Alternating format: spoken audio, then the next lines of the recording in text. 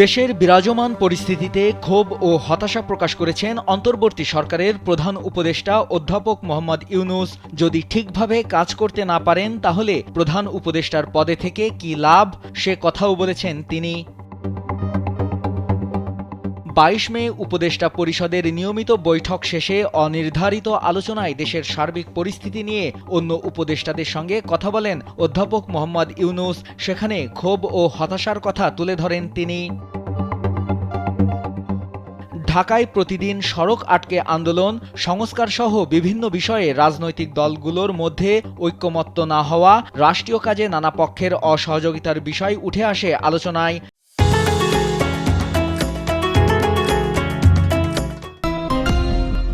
এক পর্যায়ে কাজ করতে না পারার বিষয়টি তুলে ধরে প্রধান উপদেষ্টা বলেন, সংস্কারের বিষয়ে এখনও তেমন কিছুই হয়নি, তাহলে তিনি কেন থাকবেন, এমন প্রশ্নও আলোচনায় আনেন তিনি। প্রধান উপদেষ্টা ডক্টর মোহাম্মদ ইউনূস চলে যাবেন বলে বৈঠকের এক পর্যায়ে অন্য উপদেষ্টাদের আরেকটি অন্তর্বর্তী সরকার গঠন করার কথাও জানান বলে জানা গেছে। বর্তমানে যে পরিস্থিতি, তাতে অবাধ ও নিরপেক্ষ নির্বাচনের আয়োজন নিয়েও সংশয় প্রকাশ করেন তিনি।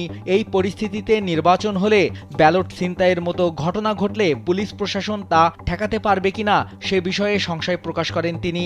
আর ভালো নির্বাচন করতে না পারলে মানুষ তাকে দায়ী করবে বলেও আলোচনায় উল্লেখ করেন তিনি।